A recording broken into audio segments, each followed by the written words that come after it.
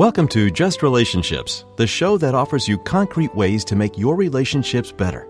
Whether it's your boss, your spouse, your children, or your friends, the quality of your relationships in life directly affects how you feel about yourself and the success you achieve. Your host, Dr. Duffy Spencer, a psychotherapist, telecoach, author, and seminar leader, will interview top experts to help you learn to manage this essential part of your life. And now, here's your host, Dr. Duffy Spencer. Greetings to you. Well, if you tuned in last week, you know that you're in for a treat. No pun intended, because I am interviewing Nadine Lucas, who is a mental health counselor and a person who is trained in the internal family system model of dealing with addictions. And I will explain again. Nadine will explain again in case you didn't hear last week. So what we're looking at particularly is addiction that comes from trauma.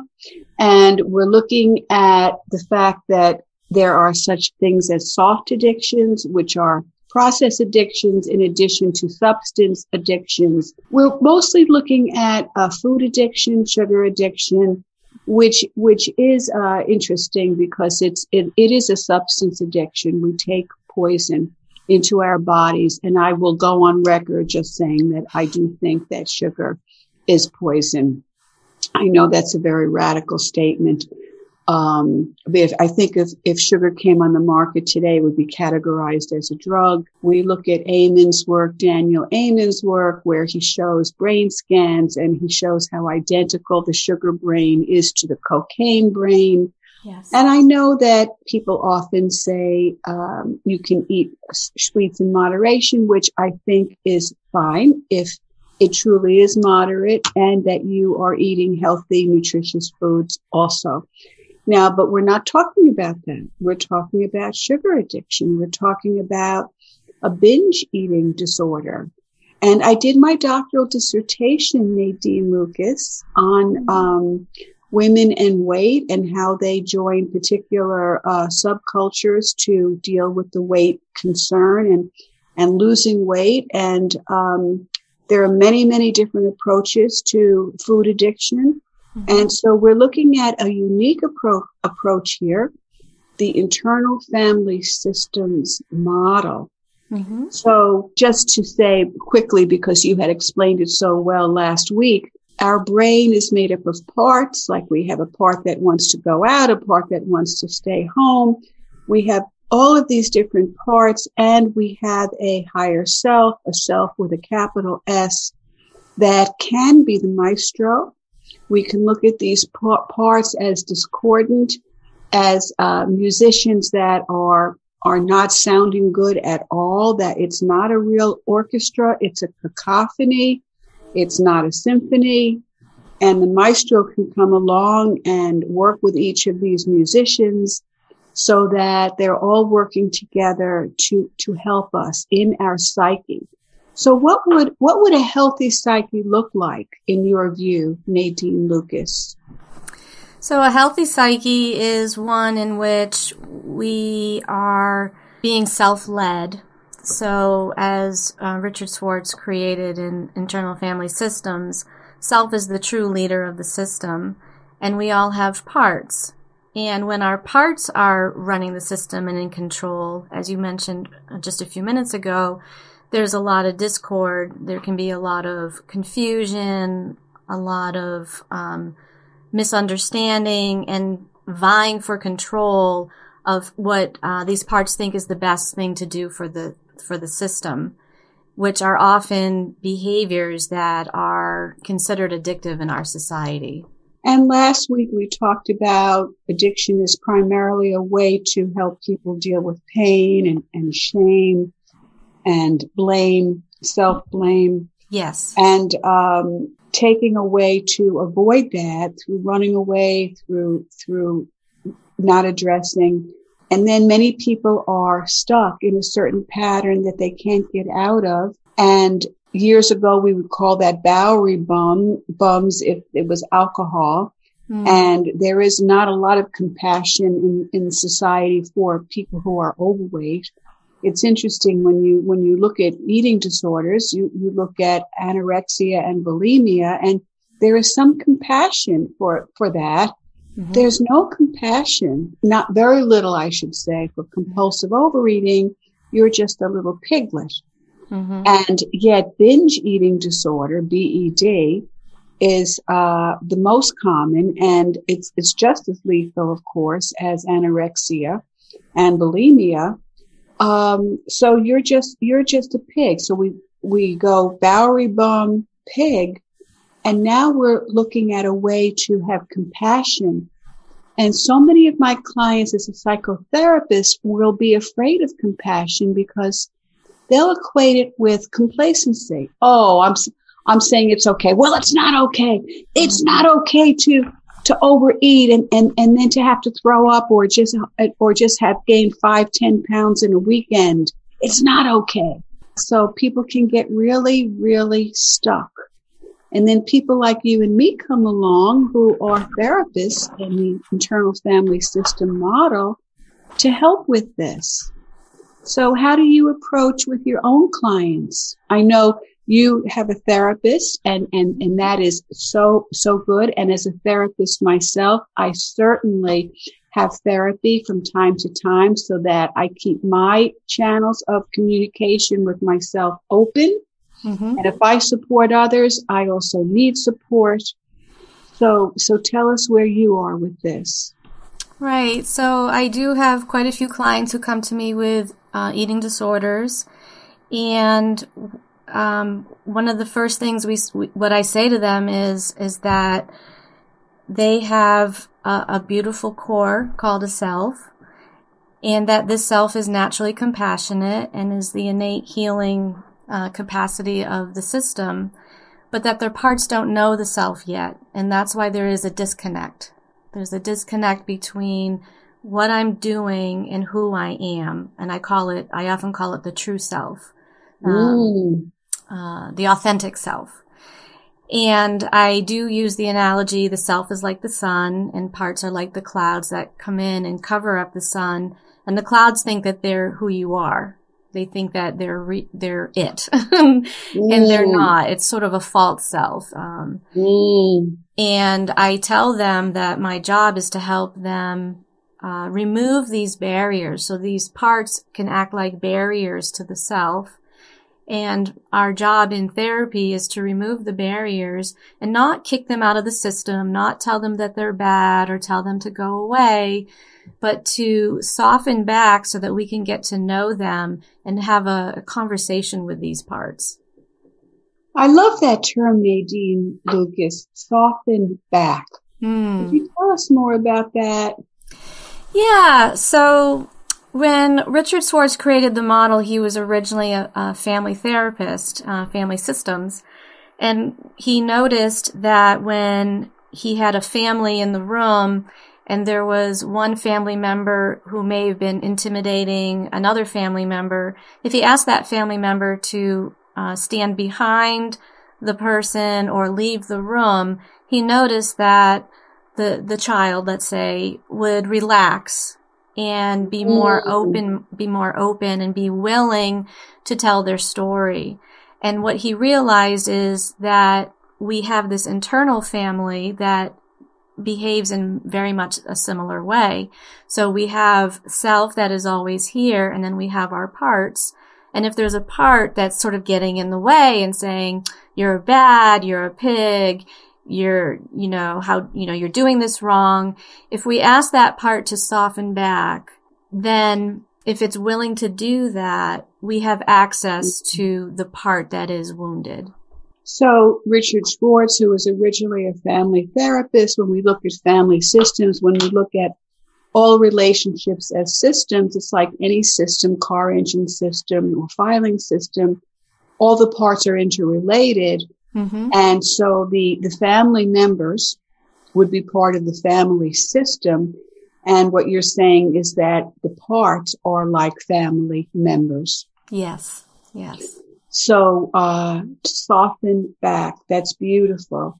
Mm-hmm. And I have found that many of my clients don't have a clue that the self with a large S is present. They have no faith in it. They cannot access it. I explain it's yours. It's nothing you have to find, or, well, you can find it, but it's nothing you have to develop. It's already there for you. It's just a matter of accessing it. Mm-hmm. And so how do you access the higher self? So it's through the conversation. Like, I do have a particular client that I've been working with for over a year, and she struggles because she's like, I don't get it. I don't have a self, similar to what you said your clients say to you. And the way that I help her, one way that got through to her is to let her know that these parts were acting as protectors for her. So I said, your heart was broken. Your heart was hurt. So we had another part that came in that maybe was angry. So if it's angry, you don't need to feel the hurt part, because the hurt part is unbearable. But the anger, that's more socially acceptable, and it's a defense mechanism, and it's a defense and a protector. So then I say, can you appreciate how that part is helping you in that way, how that part is protecting you so that you don't continue to feel hurt? And in that way, they can have a different perspective. And then again, perspective is another P word for therapists and for people in the field to know that when you're in self-energy. And so seeing this from a different perspective can be really, really helpful. And that was really helpful for my client. I think, yes, absolutely. And I think the leap of faith here is kind of psychodramatic, that instead of just saying, okay, I'm angry that I'm hurt, it's if we identify the anger as an individual part, almost with a heart and mind of its own. Yes. I do think it is traumatic license. And I will say that completely all the time. And I think, though, what it enables is what Richard Schwartz did was to access the subconscious, help us to access the subconscious, because the subconscious, by definition, is extraordinarily hard to access. We're looking at anywhere from 85 to 90% of our psyches are in the subconscious. They're hidden. They're in the dark. They're frozen. They're hidden from view. They're exiled from our consciousness. And that's why Richard Schwartz calls those wounded parts exiled parts. And it is creative license. Would you agree to identify these parts as subpersonalities? Absolutely. And creativity is one of the C words of self. And I think the whole system, we as a system are incredibly creative. And like we said earlier, all parts are trying to be helpful. And we want to welcome all the parts with that philosophy in mind. If we walk in and say, oh, this is a bad part, then that doesn't show compassion, and that part isn't going to want to soften back and let somebody else talk. We want to embrace all of our parts, and even including the ones that are critical. Yeah, and then you talk about the anger part, just to say that if we can break it down to the self with a capital S, and then the exiled or wounded parts, and then the protector parts, anger being one of them. But that Richard Schwartz distinguished between two kinds of protector parts, managers and firefighters. Yes. That the managers are trying to prevent, acting, getting up and never being late and always being perfectly dressed, and getting everything right. And the manager's job is to prevent any kind of future pain. No one's ever going to call you a slough off again. Yeah.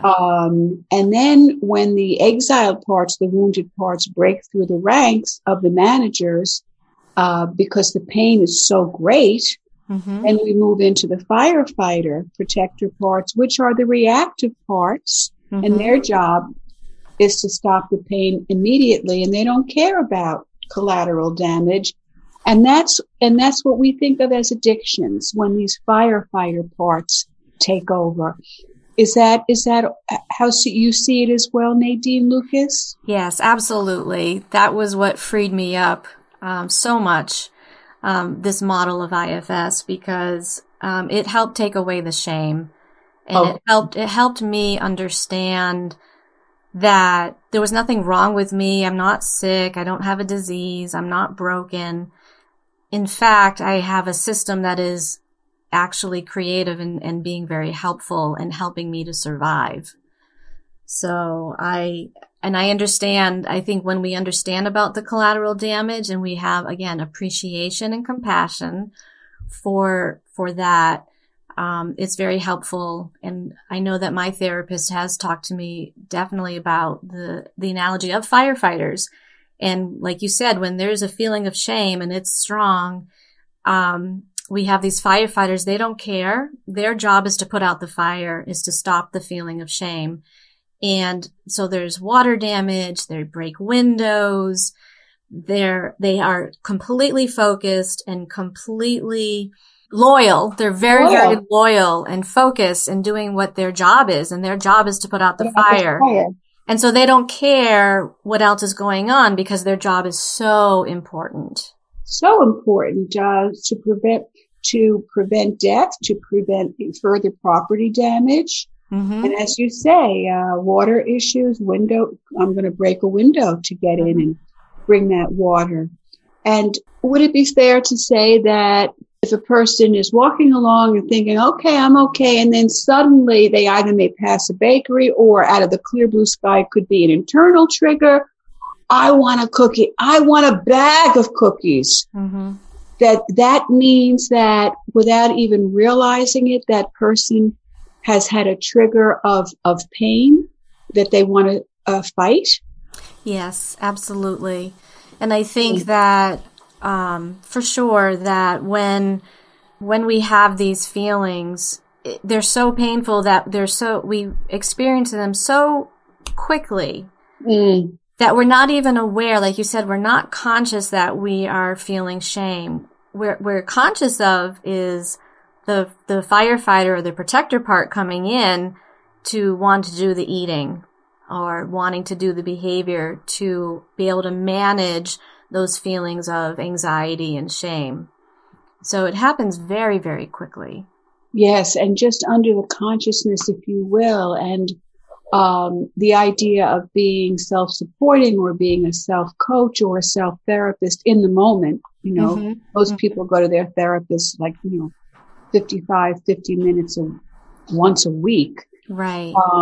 In that moment too. So that, what do you do in that moment?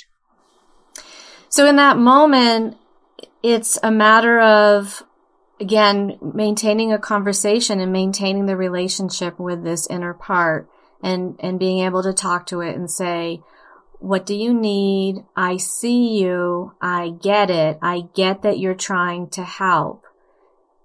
What do you need and what can I do? So it's that daily it's an ongoing conversation throughout the day. So what if the pain is from a loved one breaking up? You are engaged and your fiance says, I realize I don't really love you and I don't want to marry you. So I see you, I love you, says the higher self. Mm-hmm. And the part says, never mind, I want my boyfriend or I want my girlfriend. Yes. Yeah. It's not a magical answer. It's not something, and even though we're talking about this and we're saying that this is possible, it is not a magic bullet. It is truly a process, and that it must be slow. And so sometimes when I have these parts that break through, I will say to them, look, can you please wait until we go to therapy next week? Because I don't have the skill or I don't have the ability to necessarily work with that part. But I have a client who was in a breakup 3 years ago, and she has this part that, has this quote, addiction to her ex. And we've been working with this part for years. We know why it's there. We know what it wants. We know that it needs love and self-compassion.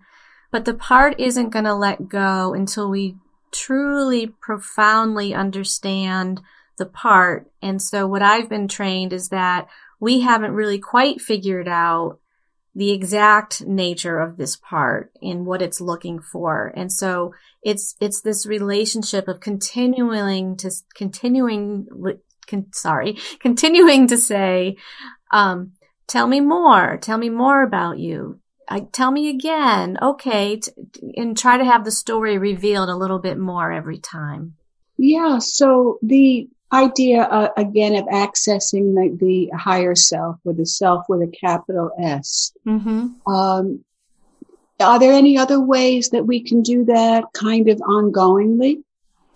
Well, through meditation and through sitting and having a daily practice, we can, like right before this interview, I sat down with my parts and I acknowledged that there were some anxious parts and some parts that didn't want to make any mistakes and wanted to have this perfect interview. And so I lit a candle and I took out, I do collage, and I took out a collage that I had made that represented myself.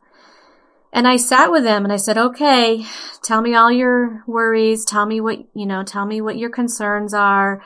And then I responded from a place of self where I get it. I totally get, and I totally agree with you. We want this interview to go really well. However, if you blend with me and I lose my train of thought, it's not going to go well. So would you be willing, again, to soften back? We can create in our mind a safe space. We can create, for me, I have a cottage in my imagination that I send, or I invite my young parts to go to, where they can go and relax. And one technique is to say to the parts, you don't have to be here. You don't have to be here. You can go watch TV, go snuggle up with a blanket, go not bake, because that's one of my triggers, but go ride a bike or go on the swings, that they can do something else. They don't have to be with us. And these parts, again, they need to be reminded. They're like, oh yeah, I don't need to be there. Like, self can handle this. Self can take care of the situation. Wow. That's huge, Nadine Lucas, because that's very different from having these parts be silent and frozen. And again, my metaphor, their sticky fingers on the steering wheel of our lives. But this is saying, hello, you're there. Mm-hmm. And you don't have to be present, because I know that you're not going to know what to do. You're a little kid. These parts are young. They, as Richard Schwartz talks about it, that they are pretty much at the age they were when the original trauma took place. Exactly. And what we know about trauma, it kind of gets stuck in the brain when it's unprocessed. And then we want to process it by a lot of this self-talk, this creative imagination. What do we want people to know if they want to continue this journey on their own, by themselves? Well, I would recommend that people read everything that they can read and learn about IFS. The more knowledge that we have, the more understanding there is, for sure. Talk to people, talk to your therapist, ask a lot of questions, be curious. Be curious about yourself, be curious about this process, be curious about IFS. And be curious about self, what is this higher self that we have, that we are? And be curious and know that the sun is always shining, even if we don't see it. Absolutely. Yeah. And so can you tell people how to reach you? Yes. People can reach me. I created a program that's an alternative to 12 steps. It's called Path to Recovery, and PATH stands for Path for Addiction and Trauma Healing. And we have a Facebook group, and we have online meetings. People can come and join us. And as I said before, you can reach me in our program through pathtorecovery365@gmail.com. And if you would like to reach me as an IFS therapist, Dr. Duffy Spencer @gmail. That's DRDUFFY Spencer with a C @gmail.com. And when you talk about reading a lot, are you familiar with Jay Early's work? EARLEY? Yes. Because he actually gives he has written many books on how to give yourself internal family systems therapy. Yes. And so it's Jay Early, EARLEY. I think it's one of them is even called self-therapy, IFS. He has written several books. And for me, my firefighter I think of my firefighter who did all the overeating as literally a machine. She looks like a bulldozer with a huge mouth that just goes back and forth, taking in. And she is really retired now. She is playing in a meadow. She's very happy to be playing and taking in the sun and the sky, and she's breathing very, very well, because myself with a capital S knows that whatever life hands me, which is, life brings you lemons, and we make lemonade, but we can make lemonade without sugar. Yes. By reframing, by looking at what has happened.